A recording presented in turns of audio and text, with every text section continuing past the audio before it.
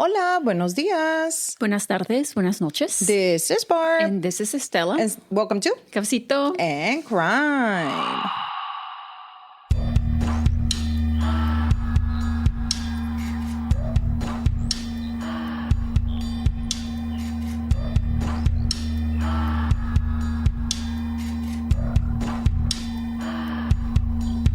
Sounded like you were about to say my name. Maybe I was. Maybe. It happens. Hola, everybody. Welcome. We hope everyone's having a wonderful day. How are you doing today? I'm doing, as always, guess. Let me guess. Ándale, guess. I don't know. Just okay. Fine.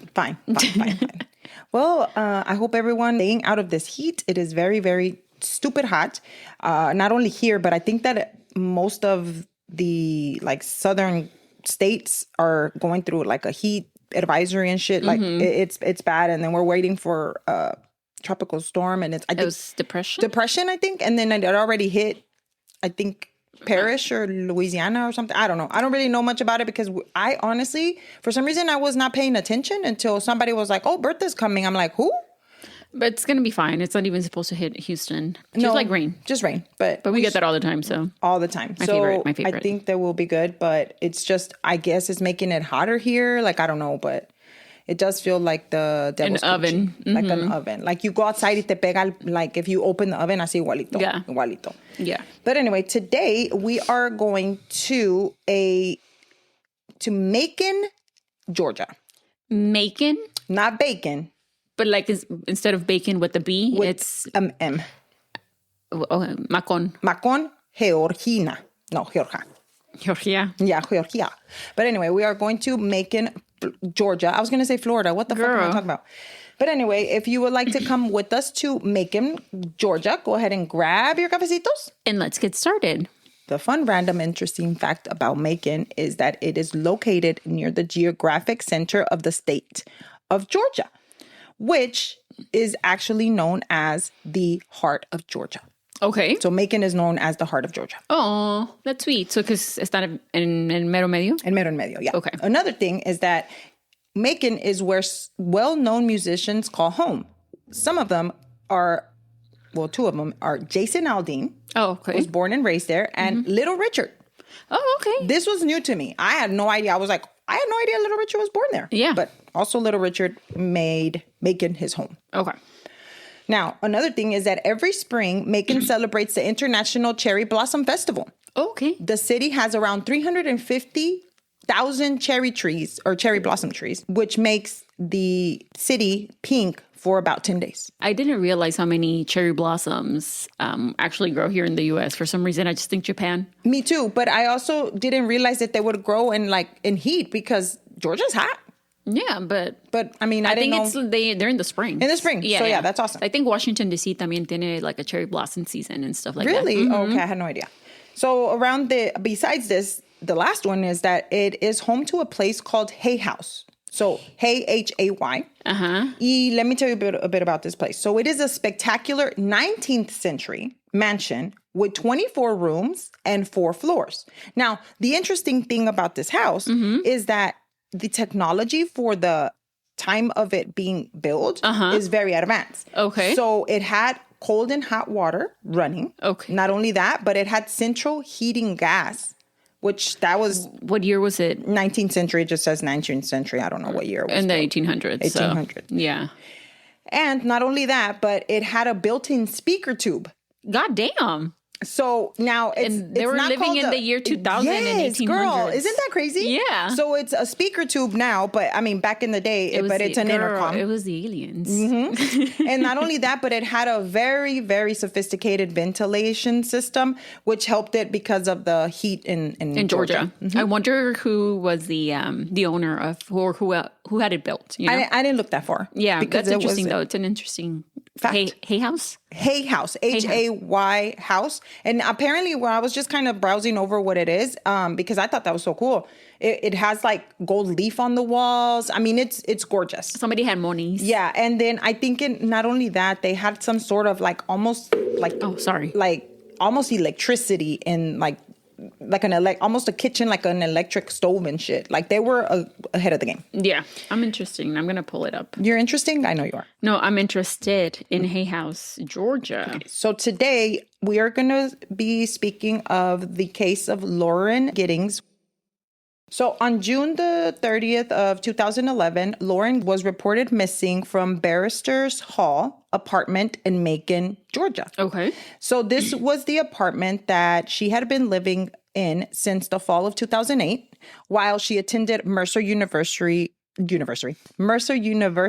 School of Law. Mm-hmm. She graduated in May, but she continued to stay in the apartment because of many of the graduates apparently do this because they were going to prepare for the bar exam. They get like extra like help during the summer and they were preparing to take this big exam. So apparently to become a lawyer. Yeah. So Laura Teresa Giddings was born on April the 18th of 1984 in Tacoma Park, Maryland, to her parents, William and Karen Giddings. She was the eldest of three sisters, and her sisters' names are Kathleen and Sarah. Mm-hmm.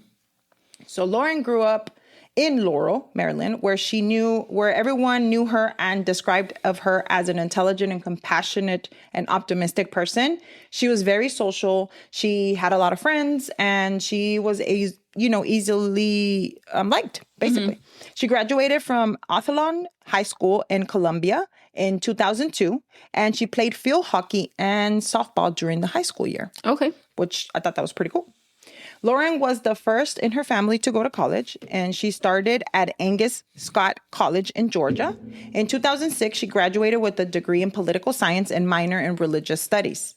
She then worked in a National Center for Public Policy in Washington, D.C., and then she entered Mercer University School of Law in 2008. Mm-hmm. Her favorite color was pink. Oh. And she was also blonde. Okay. So you could say she was the real life Elwoods, like. Oh yeah. Mm-hmm. She even had a little dog. I don't think his name was Bruiser. No, but his name was Butterbean. It starts with a B. Was it a Chihuahua? It was not a Chihuahua. Okay, close enough. Close enough. Yeah. While she entered at a law firm, Lauren met an Atlanta attorney who was 20 years older than her senior. His name is David Van Driver. Okay. I just feel like another Van. Tiene dinero. I told you I was about to say. He has money. He had money. Yeah. Even though the couple was very, very different in age, Daniel would say that Lauren was like an old soul. They both wanted the same thing in life. She was driven, and she did not act like she was 20 years younger than him. No, she sounds like she was She was on it. Yeah. They were very much in love, but because Lauren moved to Macon to pursue her career and become a lawyer, mm-hmm. she did put a strain in their relationship, and they did break up eventually. Mm-hmm. Lauren started to date someone from her class, but it just didn't work out, and she still was in love with David. Mm-hmm. And the person that she was dating, I think his name was Joe. I think I'm not. Don't get me wrong. Don't quote me. Pero he was very devastated because he really, really liked her. Mm-hmm. Oh, okay. In June 18th of 2011, Lauren took some time off after graduating in May, and she was with her family for the wedding of her sister, which is the one, she's the oldest, so the one that was after her. The middle one. Yeah, the middle one. And she even gave a speech at the reception. After this, she left her dog Butterbean with her parents to make sure that she had no distractions because it was time to, como dicen los huercos, lock in. Yeah. So she said, I don't want any distractions. I'm going back to Macon to my apartment to study for the bar. She told everyone around her, hey, I'm going to be focused. And she wanted them to understand that she may not answer their phone mm-hmm. immediately, or she might not take a while to go respond out or anything like that. Everyone knew that, and they respect her decision, and she returned to her apartment. Now, on June the 24th, Lauren exchanged messages with her sister, Caitlin, that was on her honeymoon. Mm-hmm. Yeah. And so she sent her a few pictures, and she was like talking to her back and forth. The next day, on June the 25th, at around 10:13 p.m., she emailed David. Now, David, remember, is her ex-boyfriend. Yeah. So I don't know why she was emailing him. I don't know if it's because he was older and he didn't. No, because my coworker, her and her kids email each other. My daughter emails me when she's at school, but she's older. Her kids are old too and married, and they email each other, and she emails her sister, her daughter-in-laws. Okay. All right. So she told David that she believes someone tried to break into her apartment the night before. She even went to as far as buying a crowbar kind of thing that you would put against the door para que no se pudieran meter. So even months leading up to this that she had told David about, she had already expressed concerns with her friends, telling them that she felt like someone was watching her.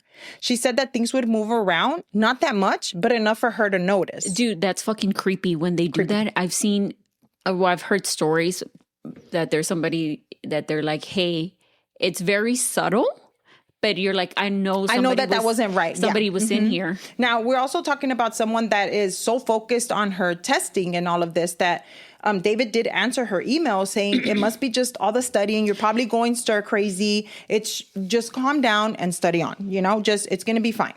A few days go by, and by June the 27th, her family and friends noticed that now it was going longer than usual. Then that they didn't hear from her? That they didn't hear from her. Her best friend had been trying to reach her and nothing. And her sister, on the other hand, which is Caitlin again, had not heard from her as well. So they actually called each other and they were like, hey, have you heard from her? And they were like, no, we haven't heard from her. At first, they figured that she was just studying. So they were like, okay, she's not answering. She told us to leave her alone. So we're just going to do that. Now, a day turned into a few more days and a few more days and still nothing from Lauren. One of her friends now, once again, calls Caitlin and says, hey, have you heard from your sister? And Caitlin is like, no. So after this, Caitlin texted her and also called Lauren. And her phone went straight to voicemail. And that's not normal. Yeah. She then called several of Lauren's friends around her and said, hey, have you talked to my sister? Everybody said, no, we haven't heard from her.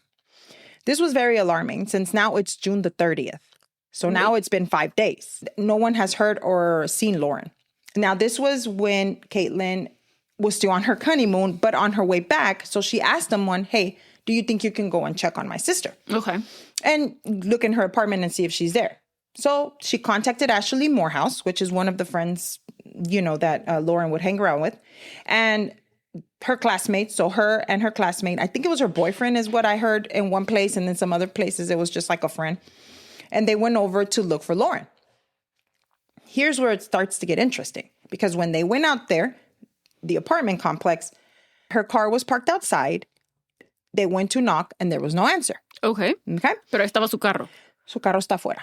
So Caitlin told Ashley where the spare key was. So she's like, hey, go ahead and open the door. So she did. She was able to get in. And this is when she finds even more odd things. When she goes in there, they found that Lauren's purse and all of her money was inside there. Not only that, the keys to the car, her laptop, the phone that everybody was trying to call her at, dead. But was there? Untouched. It was there. Nothing was out of place. Everything was, actually, it looked like it was too perfect. Like it was just like everything was like in she its was own there place. and then she just vanished. Exactly. That's what was my next thing to say, was that there was no forced entry, no signs of struggle. It looked like she just vanished, like she was gone. This was very alarming to Ashley. So she called Caitlin to let her know and also put in a report to the police that Lauren was missing. Caitlin immediately called her parents, and Bill started to make plans of driving up to Macon, and Karen, her mom, was going to fly down. While the police was on their way, Ashley and her friend that was with her and the neighbor, which was a guy that lived right next door to her, started to investigate the apartment to see if they can find out where she was. They started going out and they were asking people, have you seen Lauren? Because everybody knew each other. She had been there 3 years. This wasn't like a new person.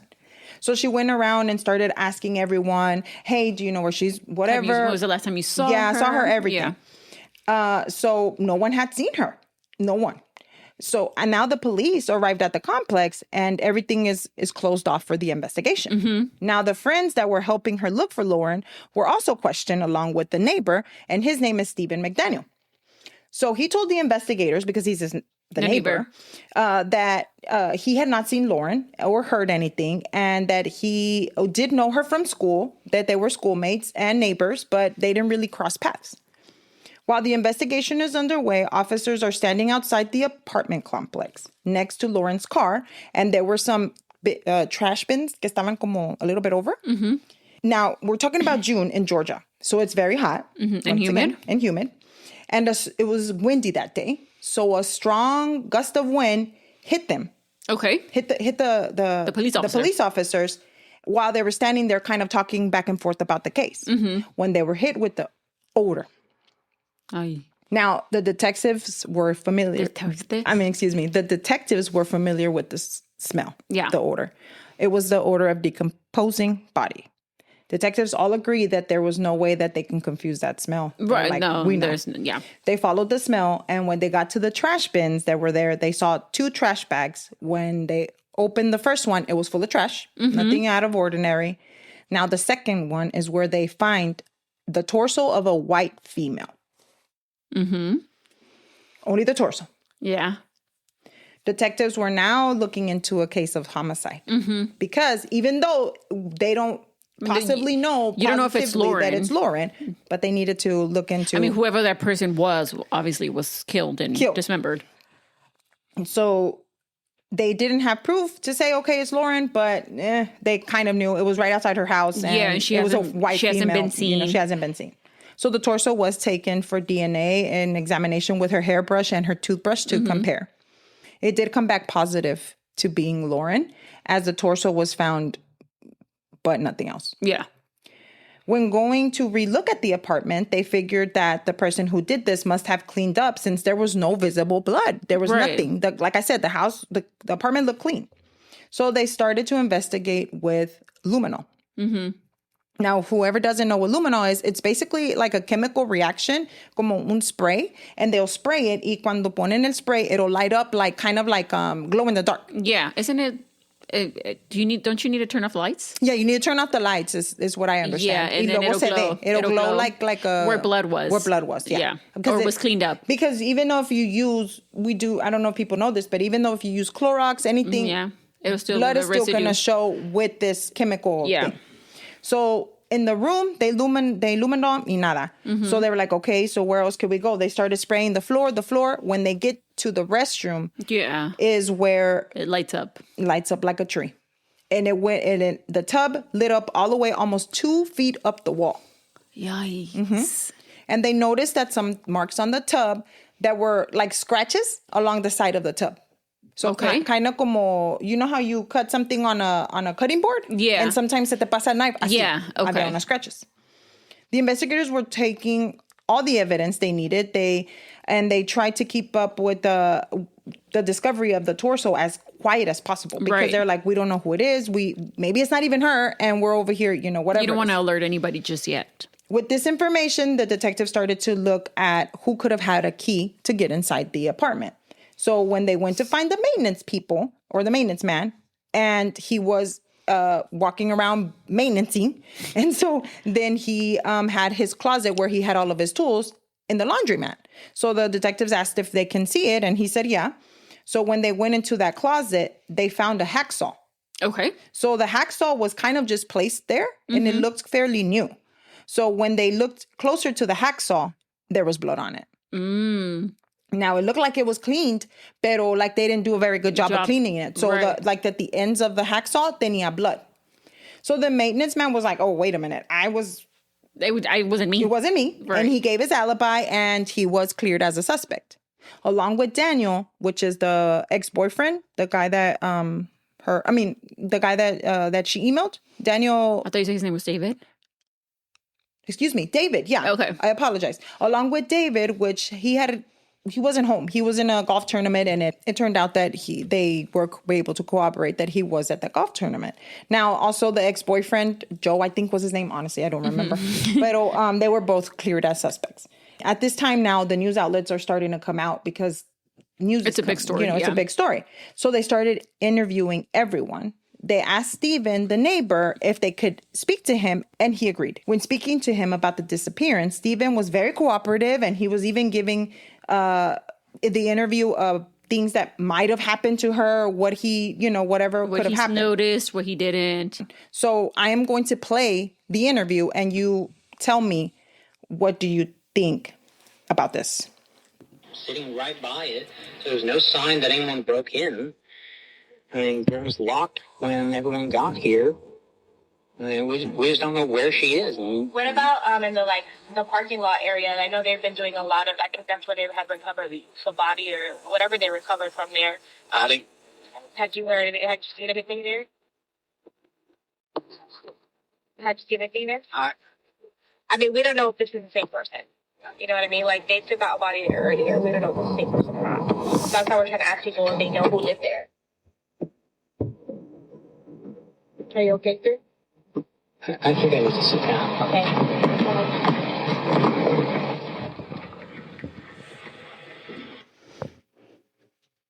Okay, so I don't know if everybody caught that, but whenever they tell him, hey, they think that they recovered a body, he's like, a body? What are you talking about? And then he goes quiet. He goes quiet, and then he starts he looks like he's about to pass out, And honestly. he says it. And he's like, I need to sit down. Yeah. So then he goes and sits down, and he just sits there and stares off into space and he leaves the interview because the interview was standing there like, are you okay, sir? Yeah. And then she even tells him again, sir, they're not sure that it's her. Yeah. They just found a body. They just found a body. They didn't even know that it was a torso, nothing. They just said a body. Okay. So along with this, he acted really weird, right? It was odd. It was odd. So he was later taken along with the other friends that were looking out for Lauren to the police station to give their statements. He told police, Stephen did, that he was also prepping for the bar exam and around the same time that Lauren disappeared and kind of just telling them, I was just prepping. I was fine. I haven't seen her, blah, blah, blah.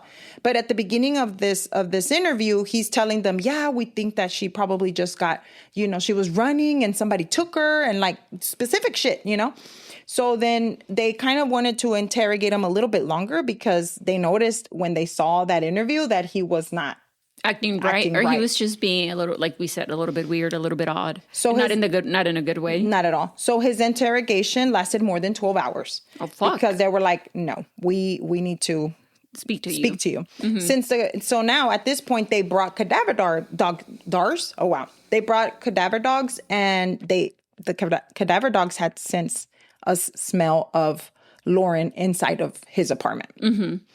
So he said that he's like, no, there's no way. I might have stepped on something while I was in her apartment and I brought it into my apartment. Mm-hmm. So the police asked him if they could take a look, can we look? And he said no. He said that it was the lawyer in him that would not let them take a look because that he is always going to protect his space. Okay. So later, after he did end up permitting them to come into the apartment and take a look. Because they were going to get a warrant. They were going to get a warrant anyway. So they go and they walk through his apartment, and he requested to be in attendance in the search. While they were searching, they found he was just saying stupid shit. Like, how they usually do? Yeah. So for some reason, Hablando de más. Yeah, they were asking him, did he have a girlfriend? Was he interested in Lauren? Blah, blah, blah. And he's like, no, I'm a virgin. Oh, okay, sir. So they're like, okay, you're a virgin. Nobody asked you, pero we're just asking if you were interested in Lauren. That's it. Which is strange because the detectives, while they were searching in one of his drawers, found some unused condoms. Mm-hmm. So they said in his nightstand. And when they questioned him, why do you have condoms? Where'd you get them? And you said you're a virgin. So what did you need condoms for? Right? He went quiet, and then he said that, he would break into people's apartments and he found condoms. Oh. So he took the condoms. What the fuck? You never know. Might need some later. He might plan on not being a virgin. Yeah. Maybe he was going to lose it. Mm-hmm. And sometimes he would take more than condoms, apparently. Other things that they found were a pair of women's underwear in one of his dresser drawers, along with the master key to get into all the apartments. Yes, ma'am. Now, quick question. I don't know if you know this. Mm-hmm. I know, can you change your own lock if you live in an apartment complex? Like put your own lock? I think you can, but then you have to put it back or something. Right, like while you live there, but once you move out, then you have to put it back, right? Yeah, I think so. Because I couldn't imagine somebody having a key to my place. Well, another thing is that he had a key to the apartments, to all of the apartments. That's what I'm saying. But then he specifically had the key to Lauren's apartment. Besides the master. Right? Along with this, the packaging that was connected to the hacksaw was found in his trash can. Yeah. So the packaging of that how que viene como con un papel, that paper was found, the same model and the same. I know he was studying also to take the bar exam. Según él, ¿verdad? Pero I don't know. It sounds like you're not very smart. Not only and I that, feel like to be an attorney or be a lawyer and take the bar exam, you have to be smart. well, I'll talk to you about him in a little bit. They also found very disturbing videos of child exploitation and porn. Like, very, very bad videos, like super bad. And this was enough to charge him with burglary and 7 counts of sexual exploitation of children after finding the illegal images. 7. Whoa. When he was taken to the police station, they noticed that he had a couple of fresh scratches on his stomach, como aquí. Mm-hmm. And when they asked him, he said, "Oh, I must have cut myself while I was sleeping." What? Do you have a cat? Because that's been happening to me. While you're sleeping. While I'm sleeping and shit. Mm-hmm. It's okay. I got his nails cut at the vet. Pero does he have a pet? Does he have a doggy? No. So this is when McDaniel becomes completely uncooperative. Estela. He went from talking and telling the interviewer hasta qué había pasado con Lauren y que todo eso que se había echado un pedo y que no sé qué. Te dolía la panza. From there to sitting in a chair like a fucking robot. I mean, I have never seen someone with like switch up. No, with the best posture in my whole life. He was sitting como pinche soldado, güey, así. Yeah. He's just sitting there, right? Y entonces, shoulders back. Shoulders back. He's just sitting there. Like you could balance something on his head. Yeah, he was standing he's so straight. not looking at the officers. He's not looking at the detective. Nobody. He's just like straight. staring straight ahead. And so they're asking him questions and he's answering, but he's only answering yes, no. I don't know. I feel like I would sit like that, like if I was into the principal office or something. That's Not cool. only that, but like honestly, like the fact that his voice changed too. And you heard his voice right now. Yeah. Whenever you get a chance, you can look up his interrogation. And dude, he sounds like Michael Jackson. Oh shit! Like he's talking really low. Like that. I'm like, what the hell happened? And they even the cops were like on his ass. They were like, you need to tell us what you did to her. And so he's like, no, I don't know. Like he wouldn't even like blink, dude. It was the craziest thing. And even when they weren't in the room, he was still sitting like that. I mean, obviously he knew what was going on. I mean, he studied for this. So how did he sound? Like that. They were like, so do you know what happened to Lauren? Did she have any enemies or anything? I don't know. Like that. I was like, what the fuck? Hable bien, compa. So what he didn't know is that they also found the videos on his drive. He had a few drives that they found, and when they recovered them, by the way, he tried to delete them. He was putting a long stick on his camera, and then he would go like this over to Lauren's house, and he would watch her from the videos. He would be like recording her in between the blinds. And he also had. Also, I'm sorry. Like, is nobody outside seeing this? I don't know how the setup of the apartment is. I don't know anything. So yeah, but it was dark because it was all the lights are completely off, and all you can see is inside of Lauren's apartment. Now, the video that they actually get is June the 24th. Not only this, but he had many, many searches on his computer of Lauren. He was looking through her Facebook. Mm-hmm. He was looking through all of her, whatever he can find. And he even searched for naked pictures of her. Ew. He didn't find anything. No, but still like, what the fuck? So all the searches and the videos, like I said, he was trying to delete, but you can't delete that shit. Also, a very interesting post that he would I don't know how these forums work. I don't know what they're called. They're like, like those places where you go and people are just talking like dark shit and like all of that. Yeah, it's just like a forum on the internet or whatever. So he would put put thoughts on these forums and how he would want to plan the perfect murder and how he really wanted to, I guess he was just talking about how he wanted to murder someone and really bad. See, I always find it fascinating that people would just put this stuff out there, Yeah. Or when they tell somebody people that murder in groups of 2 or more. And I think we've talked about this plenty of times, and I'm sure we will more in the future. But how does that conversation come about? I don't know. Well, that's not even the worst part. Let me tell you. They contacted his ex-roommate to find out more about him.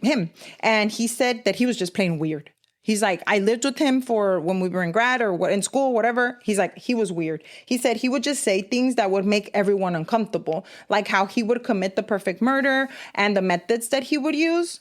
And he also mentioned... You guys, nobody's saying anything? For real. And the ex-roommate mentioned that a lot of the things that he would say were kind of... What he had done... As allegedly to Lauren. Or what had been done up to this point to Lauren. To Lauren, yeah.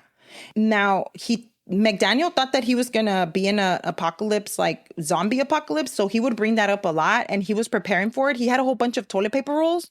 I'm like, bitch, what are you going to do with all those toilet paper rolls? Damn, it wasn't even a pandemic yet. ¿Te vas a quemar? Yeah. Like, I don't get it. You're going to shit yourself all, like, for exactly. forever? All of his apartment was full of toilet paper rolls. And it was just, yeah. He was known being... Okay, so here's where you were saying, like, he's not that smart. Well, he was known as thinking he was smart. So he was really sarcastic and he was kind of an asshole. So he really did think he was smarter than everybody.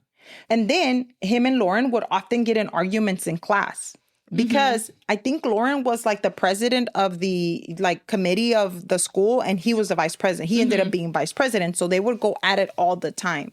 He was really not liked by a lot of people. Oh, shit. But, you know, Lauren would try to be nice because that was her neighbor and, you know, whatever. Her classmate. And VP. He had a few dating profiles open, but... He wasn't dating anybody? No, he wasn't dating anybody. Since he was known to ask questions like, hey, so what's your perfect idea of a murder? Like, you know, like, how do you go and talk to somebody and be like, oh, I want to be your girlfriend. Oh, you want to be my girlfriend, but how would you murder this person? You know, like, what the fuck? And this was, you said 2011? 2011. I don't know. Like, obviously what we know now with, you know, true crime and everything. But if somebody were to ask you, how would you, you know, carry out a murder? Yeah, it's crazy. It's so crazy. So anyway, on August the 2nd of 2011, Stephen McDaniel was charged with first-degree murder for the death and dismemberment of Lauren Giddings. McDaniel pleaded not guilty. Surprising? No. The Giddings family did lay Lauren's remains to rest on August the 7th at her hometown. Hundreds of people showed up, like so many people. And it was super sad to see that I guess they believed in like full body, you know, like viewings. And they made a little casket for her. It wasn't like a full casket because she didn't have arms or head or anything. It was just a smaller casket. Yeah. I don't know why that was just so... It's sad. Heartbreaking. Yeah, heartbreaking. It's very sad. Very sad. So to prepare for the trial, McDaniel's lawyers were trying to get the evidence that were collected from warrants that were signed by a judge that so happens that McDaniel had worked with. He did like 100 hours at the clerk's office. I guess they had to do volunteer work and they were disputing that the judge could not be impartial since he knew him. Right. While the defense lawyers worked hard on finding a way to discredit the evidence, the detectives found even more incriminating searches on McDaniel's computer. He searched up how to disable a burglar bar, which we know that Lauren had just got one. Right. And he also looked up the schedule of the trash on the day that Lauren's torso was found. You're dumb. Like, you're smart, but you're stupid too. So let me tell you something. If it wasn't because the cops had surrounded that area and closed it off, the trash would have taken her torso. Yeah. And they would have never found her. If they wouldn't have gone that day to actually go look for her and stuff. And because, you know, cuando llegan and they just close everything off, the trash pasó. Pero no se pudo llevar los bins. And it also so happened that the trash was close by to her car. Because you said that's what they were standing, ¿verdad? That's correct. So investigators did not stop looking for the rest of Lauren's body, even going through the landfills, but the rest of the body was never found. Never. Wow. Yeah. Prosecutors were going to seek the death penalty, but in February 2013, Lauren's family reached out to them and said that they didn't want them to seek the death penalty because Lauren was very against it and she did not support it. So the family wanted to honor her wishes, even with the person who murdered her. Right. Yeah. In April of 2014, McDaniel returned, changing his plea to guilty as a part of a plea deal. They basically he wanted them to drop the charges of burglary and child material possession in exchange for him to plead guilty and also to give a full confession of what happened to Lauren. Mm-hmm. Now, he wrote a whole letter. I have the letter. How many pages? 1. Okay. I'm not going to read the letter. It's too much.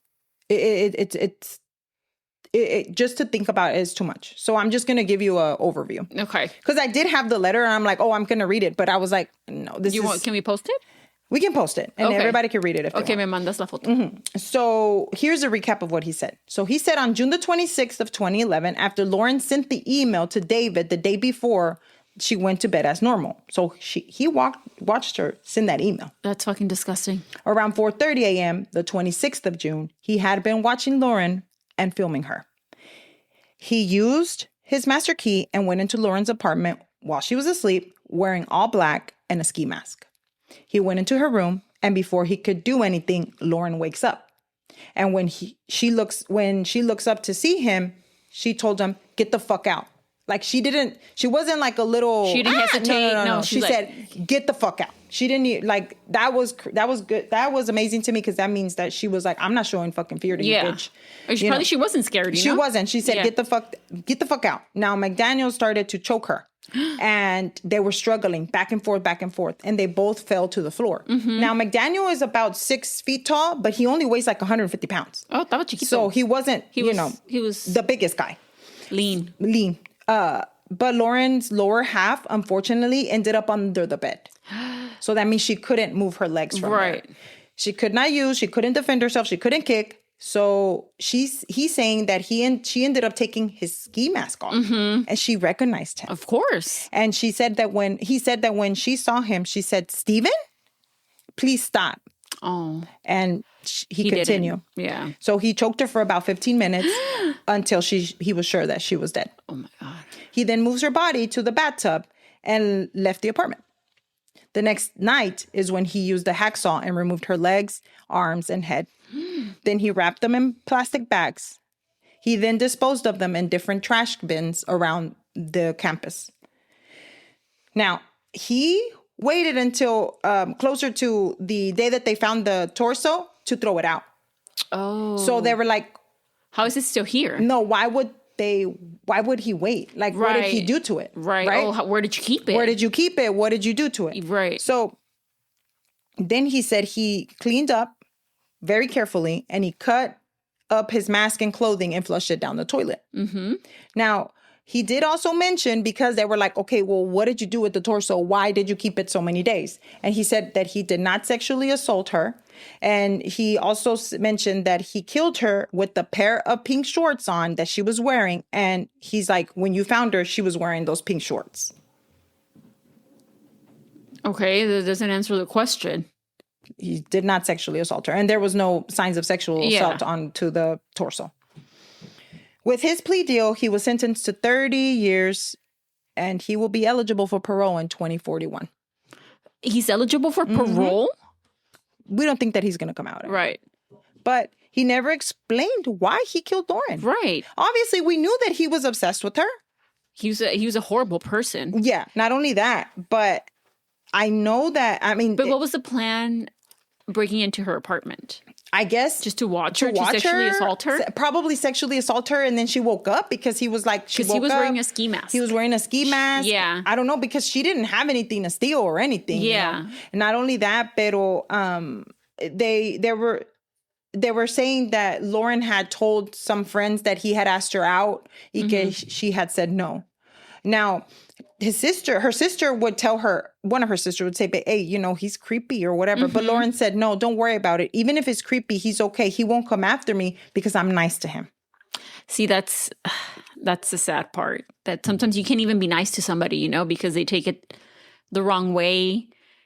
She was trying to be his friend. I know they argued during the committee. Yeah, but that was just like business, right? Yeah, but outside of that, she even introduced him to her mom whenever she came over a few times and was like, oh, mom, this is my neighbor, blah, blah, blah. Right. And he would tell her, oh, you should go socialize more. You should do this. But no, Lauren was wanting, and her dream was to become a public defender. So that means that she could have been taking care of him when he was in jail. Right. Yeah. And the worst part of all of this is that she was supposed to move out on the 30th. Yes. Like less than a week? She had a actual calendar? calendar. Yeah, y decía move out date in the calendar.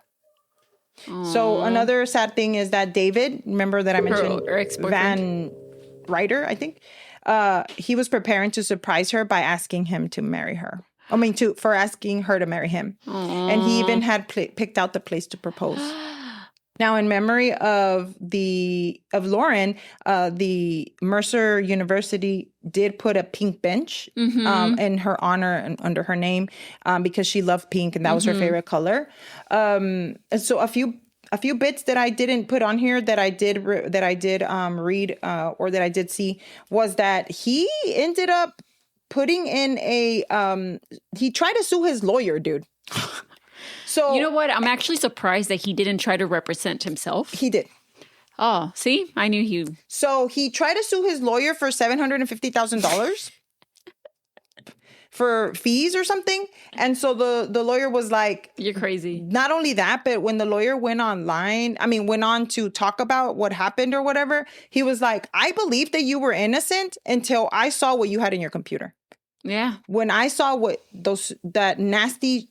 basically shit that you had in your computer, I knew you were innocent.